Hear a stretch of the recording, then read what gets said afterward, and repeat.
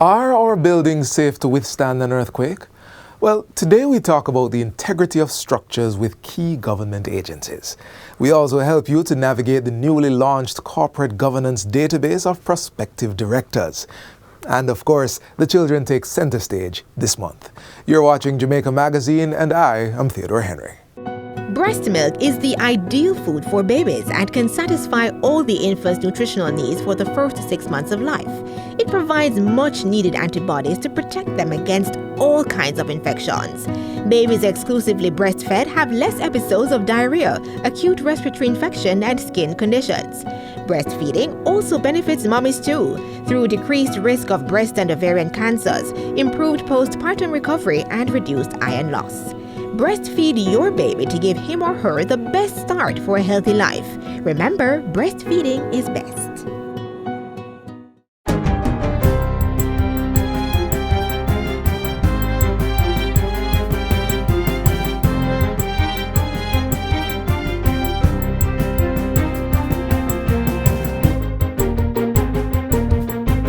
Good day, I'm Stephen McHugh, and this is your JIS News for Thursday, May 25, 2023. A ban will be imposed on the use of plastic lunchboxes in Jamaica effective December 31, 2023, as government efforts continue to shift to more sustainable options. Minister with responsibility for the environment portfolio, Matthew Samuda, says the decision represents an extension of the existing ban on single-use plastic items, which was implemented in 2019. When we made the initial change as it related to styrofoam, there was a wave of recycled paper alternatives in the market. Then, obviously, smart businessmen found another plastic solution that I would say went around the policy intent. We will close that loophole because it was certainly not intended to be replaced by PET.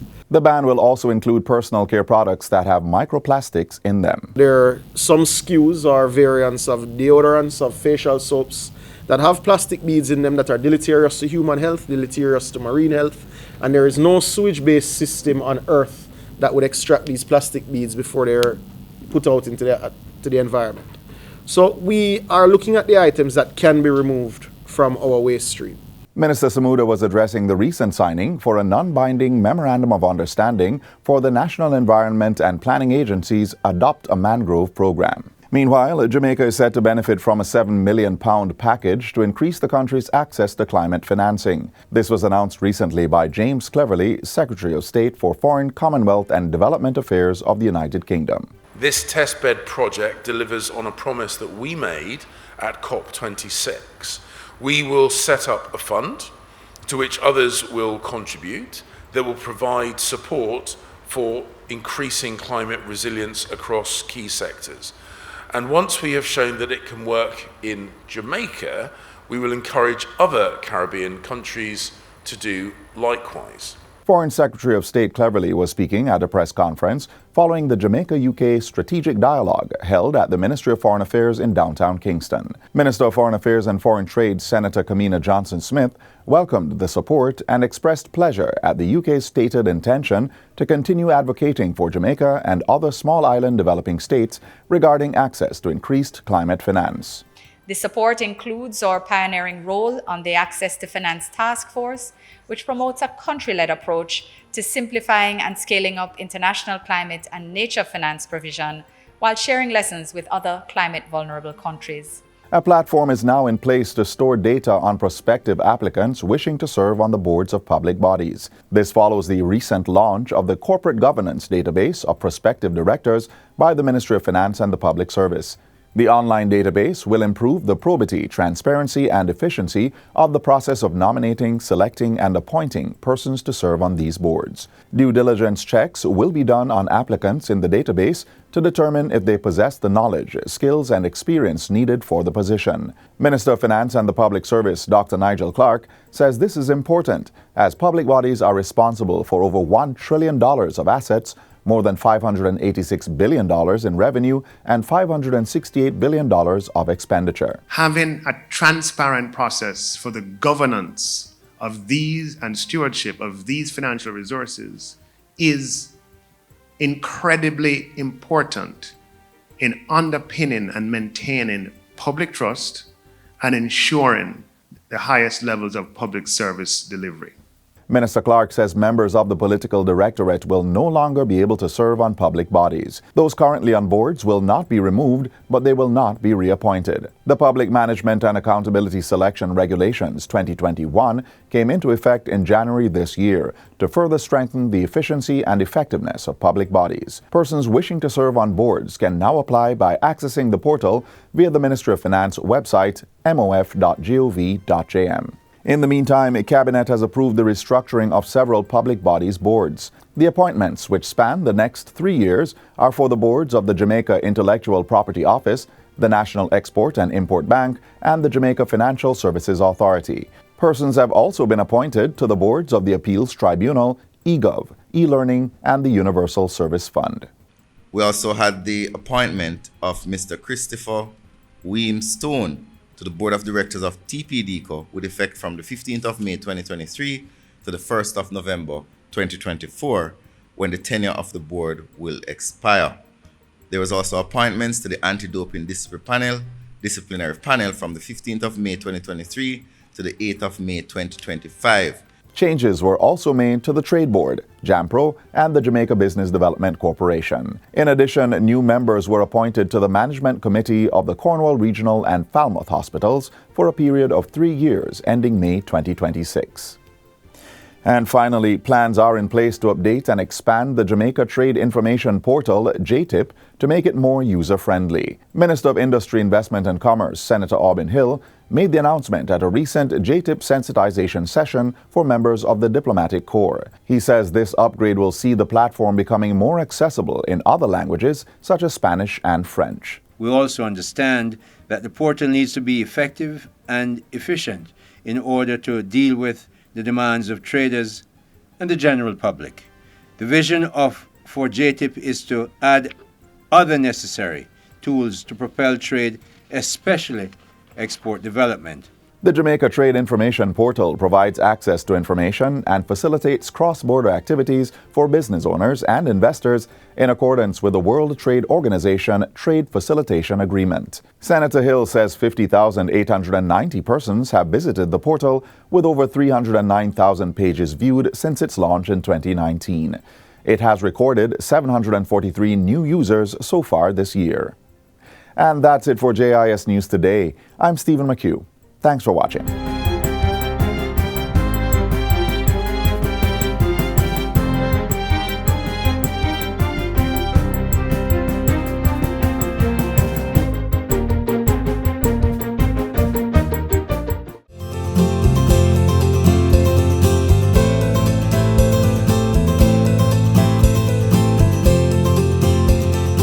We need all Jamaicans to know that child abuse is not just an issue for the government. It's an issue for all Jamaicans. So we need everybody to help us to protect our children. If you know of a child who is being victimized, a child who is abused or neglected, just make that report so we can get that child the help they need. Calling or reporting is easy. All you have to do is remember to call 211. If you are an adult, if you're a child, if you are in church, in your community group, wherever you are, once you are aware there's a child who is in need of care and protection, just be the one and call 211.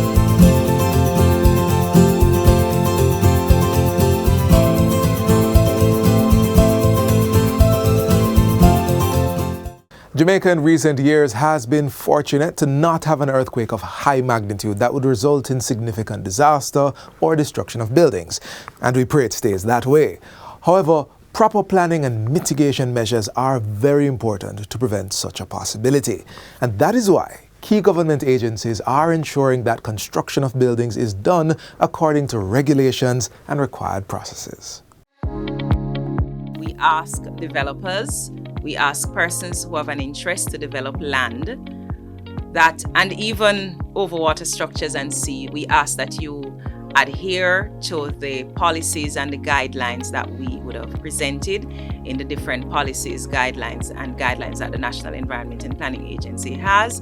We have the development order, we have different protections and acts that we regulate. We have the Natural Resources Conservation Act, we have Wildlife Act, we have several acts. We have a plethora of policies, guidelines, and we have what I would call a structured legislative framework that can guide persons, and we request and ask that persons adhere to these regulations and these laws that we have.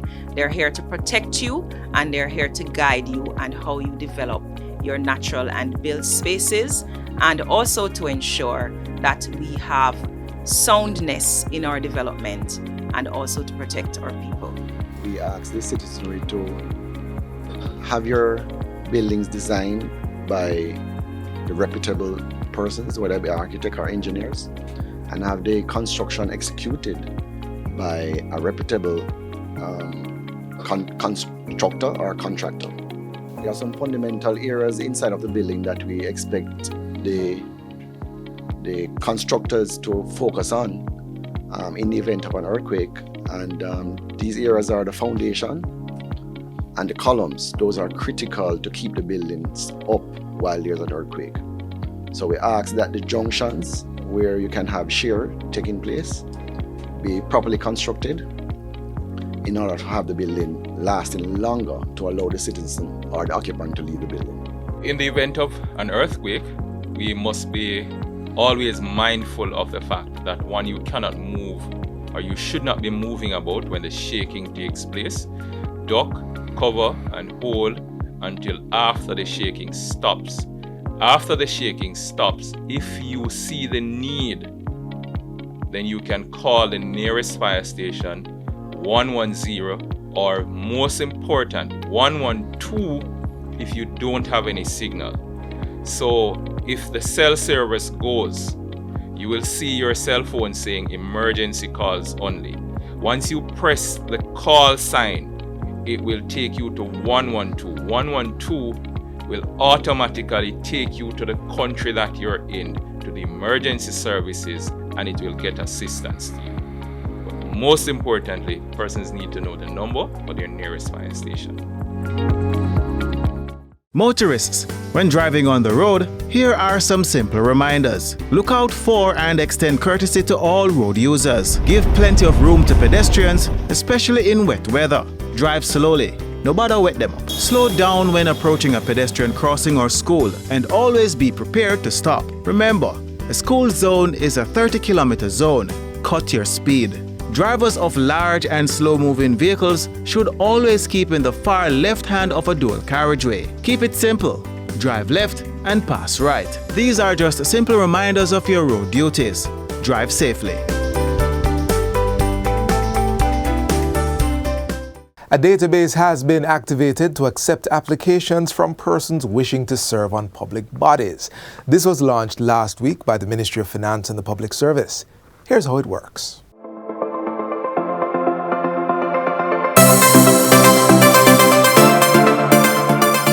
The Ministry of Finance and the Public Service is launching the Public Bodies Database of Prospective Directors, which is an online database meant to improve the probity, transparency, and efficiency of the process for nominating, selecting, and appointing persons to the boards of Jamaica's public bodies. Persons willing to serve on public body boards will be able to fill out an application online. Due diligence check will determine if these persons possess the requisite knowledge, skills, and experience to be selected for appointment to public body boards. If so, their information will be placed in the database for a possible future selection. The government of Jamaica, in its effort to promote improved efficiency and effectiveness of our public bodies, brought into effect by the Public Bodies Management and Accountability Selection Regulations 2021. Now, what is the regulations? The regulations came into full effect on January 20, 2023. Applicants who are desirous of exercising their civic duty can now complete an online application via the Ministry of Finance and the Public Service website, mof.gov.jm, to access the portal. So becoming a prospective director is quite simple, and it starts with just a click. From the landing page, please select Public Body Board's application, and from that section you'll be required to create a profile. Once the profile has been created, page 1 We have eligibility criteria where it is that you must consent to a due diligence process, which is necessary for us to ensure that we have the best persons in the system. Once you have consented and you said yes, you're willing to do the due diligence, it takes you to the first page. So let me make that clear. The fit and proper is also, we require that you consent. However, the difference between the two is that the fit and proper is going to be required for financial boards, board of strategic importance, and so on, and you must consent as well. If it is that you do not wish, then you can also continue the application. You'll be required to give some demographic information, a little bit about your education and your experience. This is required because we have put into the system some competencies based on the respective public body boards that is going to be necessary when we're doing the selection for the best fit. Move on to the second page, we're looking at qualifications, professional skills, as well as your community involvement. Any boards that you would be sitting on is also there. Your level of expertise is also important because we want to know that you can provide the public bodies with the direction that they need in terms of your competencies. Once you have saved and continued, it takes you to the final page of the application form, and this is where you make your declaration. And then we ask that you upload a government-issued ID. Once you have consent and declared, you can upload your form. Once the form is uploaded, you will be within our purview in the Secretariat to go through your due diligence process for which you have consented to. And once everything is satisfactory, we will move you over, for want of a better exercise, to what we consider now the database of prospective directors, where if it is that a board tenure expires, there's a change of minister, then we can go through the competency profile that is matched with your experience, and you would satisfy whatever board that would be required at that time, or tenure that would have ended at that time.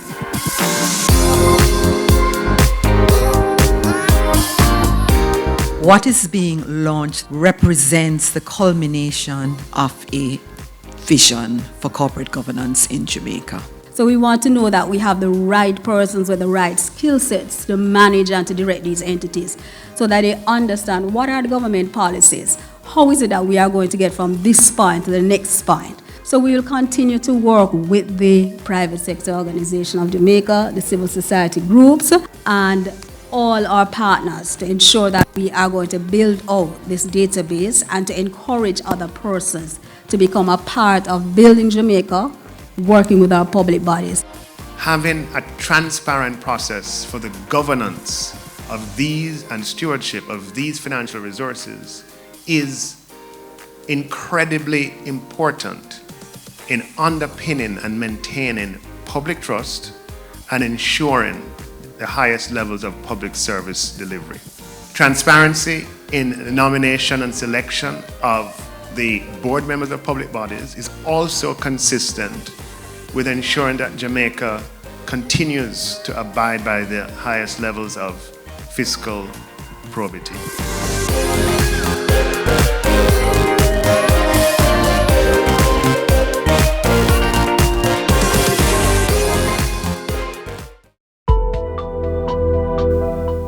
I encourage the deaf children to have deaf pride, to know that they can. You are on the same level as a hearing person. It doesn't matter that you can't hear. You have a lot of deaf adults who are successful, and you can achieve. You can get the education that you want, you can do anything that you want, you can achieve. Don't feel like you can't because you're deaf. In believing that nothing is impossible, I have been able to culture a very positive attitude to life, and that positive attitude has worked for me, and I am confident it will work for others. I would want to say to persons with vision impairment and disabilities that it is critical that they become tooled or retooled with the appropriate technologies that can help to drive the way forward so that they can accomplish their vision and their goals.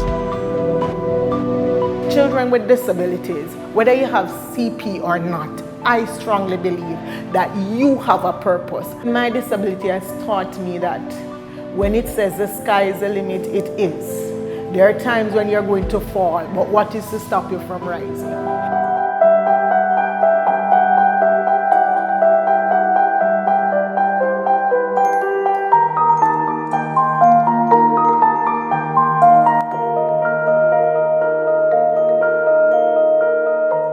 We continue to highlight the expressiveness of our children this month. Today, Tenhue tells us about the Banana Man from his entry in the Jamaica Cultural Development Commission's speech finals.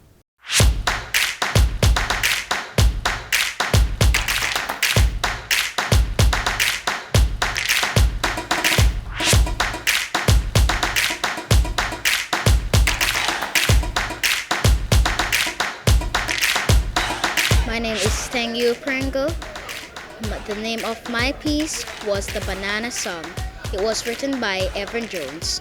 Tourist white man, wiping his face, met me in Golden Grove Marketplace. He looked at my old clothes, brown with stain and soaked right through with the Portland rain. He cast his eyes, turn up his nose. He says, "You are a beggarman, I suppose. Boy, get some occupation. Be of some value to your nation." I said, "By God, and this big right hand, you must recognize a banana man up in the hills, where the streams are cool and mud and janga swim in the pool. I have 10 acres of mountainside and a dainty-foot donkey that I ride." I was trying to tell people that it doesn't matter how you look, it doesn't matter what they think. You should not judge someone on how they look, or just get to know them and understand them. I leave me out early morning time, set my foot to the mountain climb, and bend over to the hot sun time. Cutlass rings and stony side, plugging and beating, dipping and planting, till master sun drop, jolly promoting. Then home again in cool evening time, perhaps whistling this little rhyme. Praise God and my big right hand, I will live and die a banana man. I think it is very important for others to not judge others. So when you see these old clothes, brown with stain and soaked right through with the Portland rain, don't you see I? Now turn up your nose. Don't judge a man by his patchy clothes. I am a strong man. I am a proud man. I'm free, free as these mountains, free as the sea. I know myself and I know my ways, and will sing with pride to the end of my days. Yes, by God, and this big right hand, I will live and die a banana man. It was very nerve-wracking. I think I did great.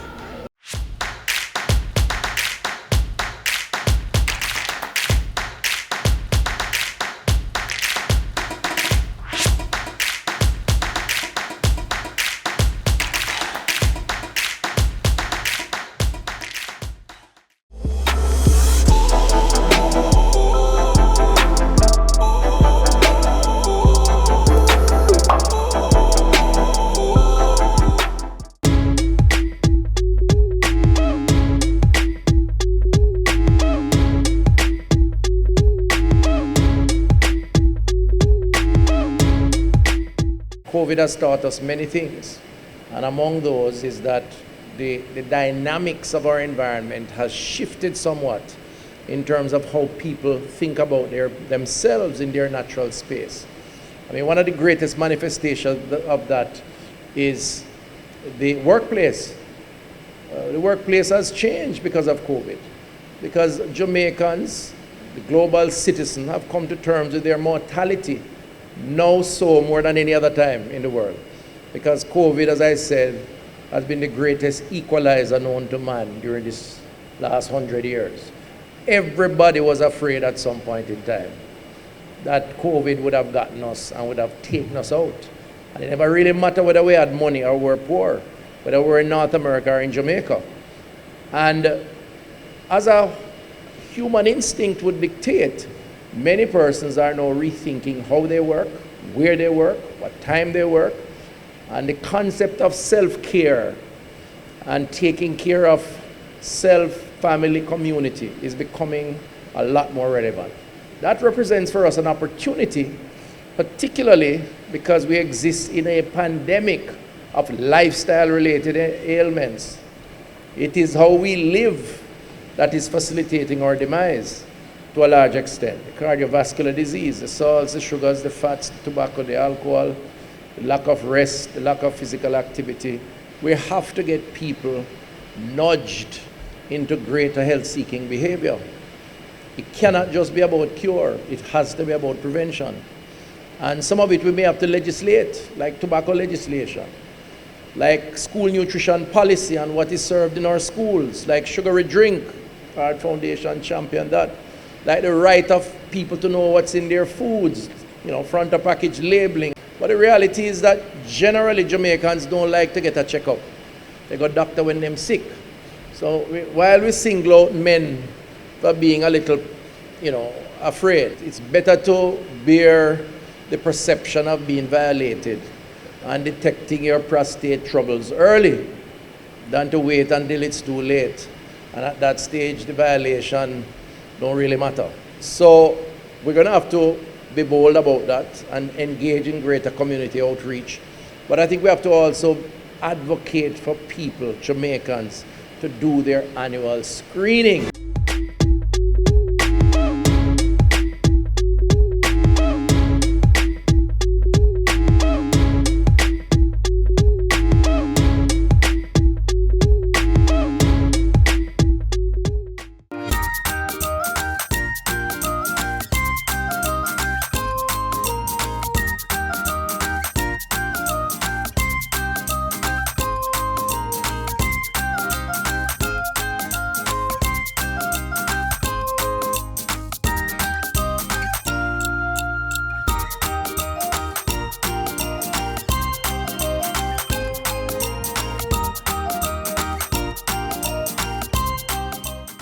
An important tip as we close the show for today. Even though the Child Month focus for tomorrow is to practice safe drills with your children, this should be a continuous activity. Practice your earthquake, hurricane, and fire drills on a regular basis. These are life-saving skills. Join us again tomorrow when we bring you another informative program. In the meantime, stay connected via our website, jis.gov.jm. And while you're online, send your feedback to Jamaica Magazine at jis.gov.jm or via tweet at JIS News. You may also find us on all the major social media platforms and through our mobile app that's Android and iOS compatible. On behalf of the production crew, I am Theodore Henry. Take care. This has been a production of the Jamaica Information Service, the voice of Jamaica.